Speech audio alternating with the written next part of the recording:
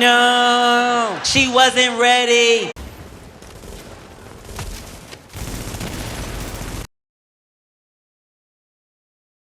Huh?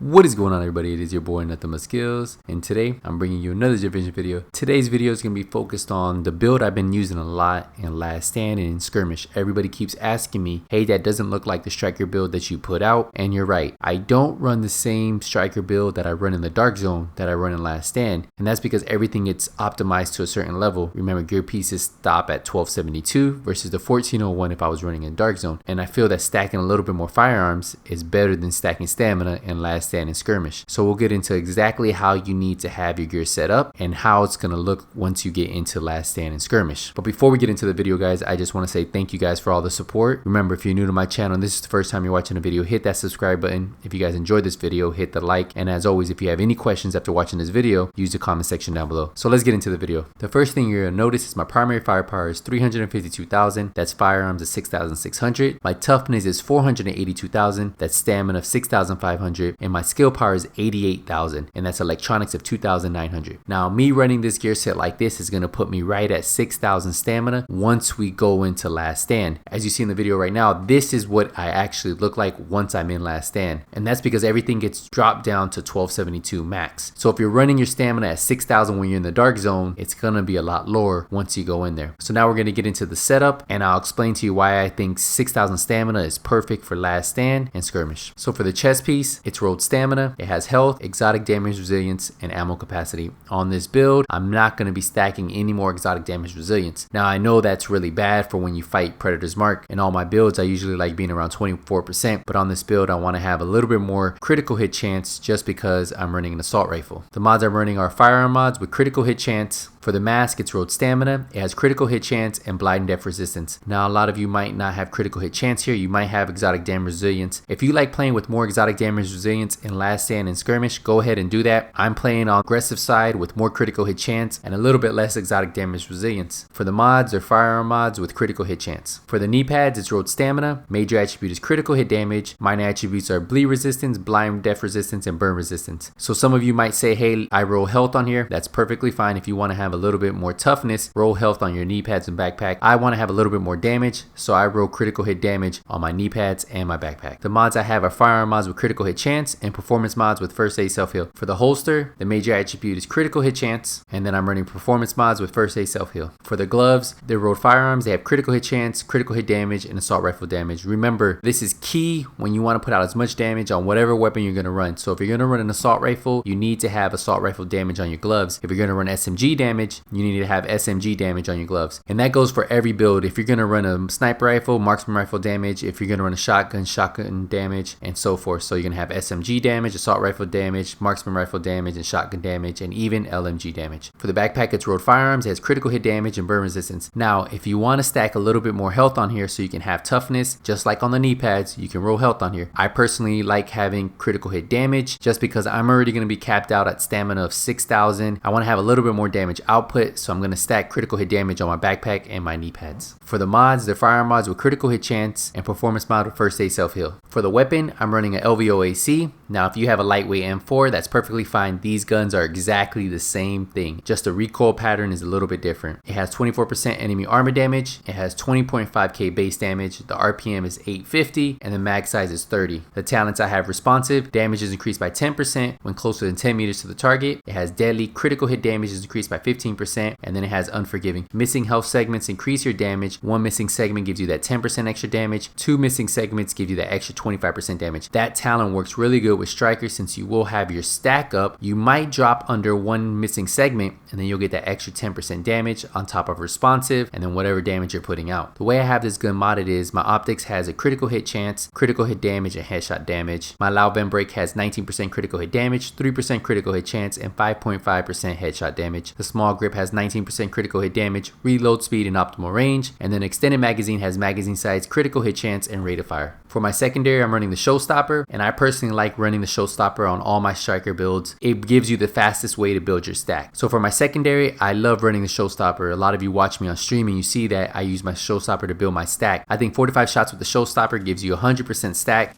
just because it shoots a cluster of bullets, and it's pretty accurate when you're using it. It has 351% stagger rate. The base damage on it is 72,000. The talents I have are brutal. Headshot damage is increased by 12% when using this weapon. It has responsive, damage is increased by 10% when closer than 10 meters to the target. And then it has showstopper. Your accuracy with this weapon is increased the fewer shells you have left in the magazine. So the longer I shoot this gun, the more accurate it's going to get. Now, you could run unforgiving on here and responsive. I don't have a showstopper that has those two talents. So brutal and responsive is pretty good for me. I use this mainly to stack on players, so if I'm hitting with my headshot with the showstopper, I'm putting out that extra 12% damage, but it's not the ideal role. If I could have the ideal PvP role, I would like to have unforgiving and responsive on here with showstopper. The way I have the showstopper modded is I have an optics with 7.5 critical hit chance, 4% critical hit damage, and 6% headshot damage. I have a small grip, 19% critical hit damage, 4.5 reload speed, and 2.5 stability. For the talents, on all my PvP builds, I run a booster shot. The self-heal on this is 45,000, so I always pop my booster shot before I go into battle, and this is going to temporarily increase my damage and my damage resistance while I'm fighting. So for that short period of time, my damage is going to be increased, and I'm going to have damage resistance.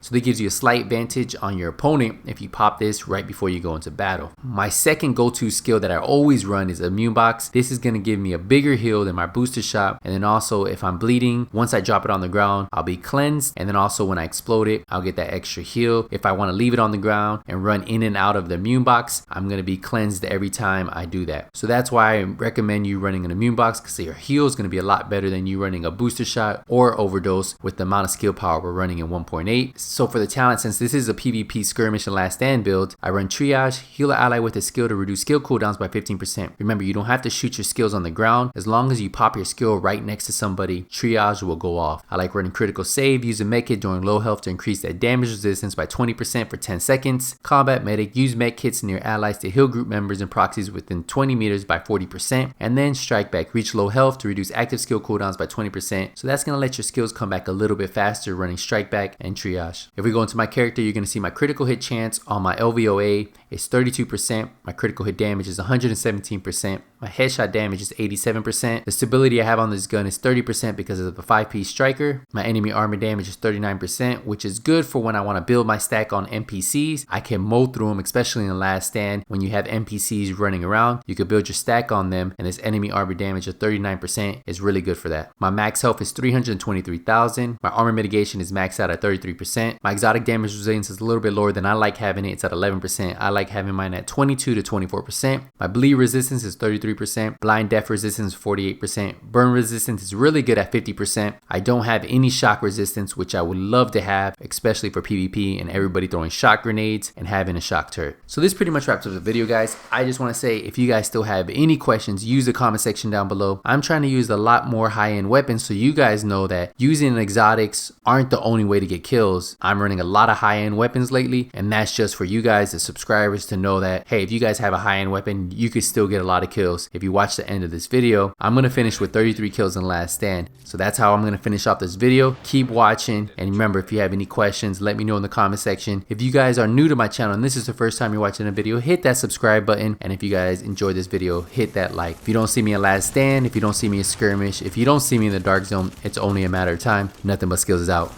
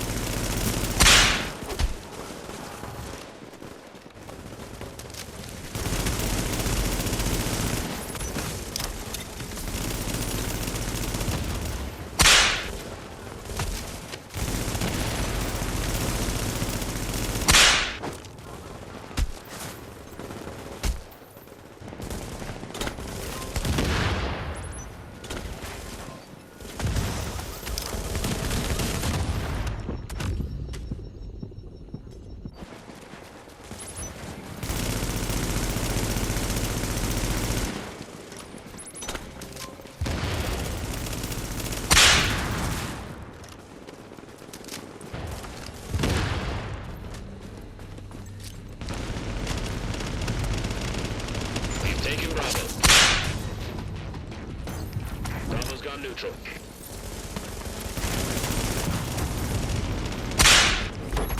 One minute until tactical boosts are available.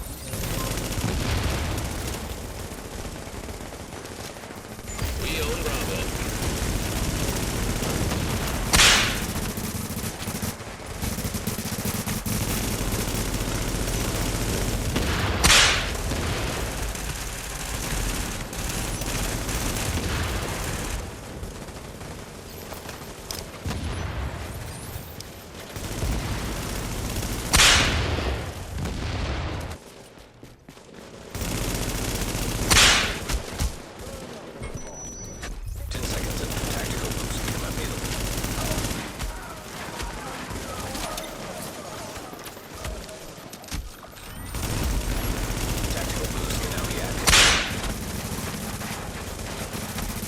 Bravo's confirmed neutral.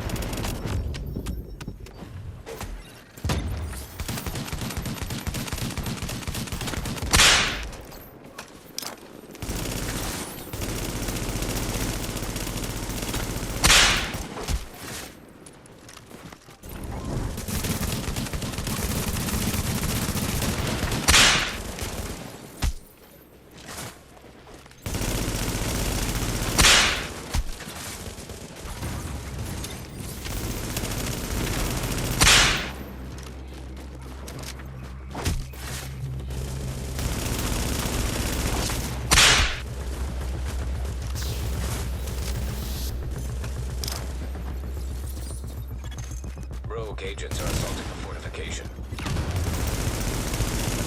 Fortification has been destroyed.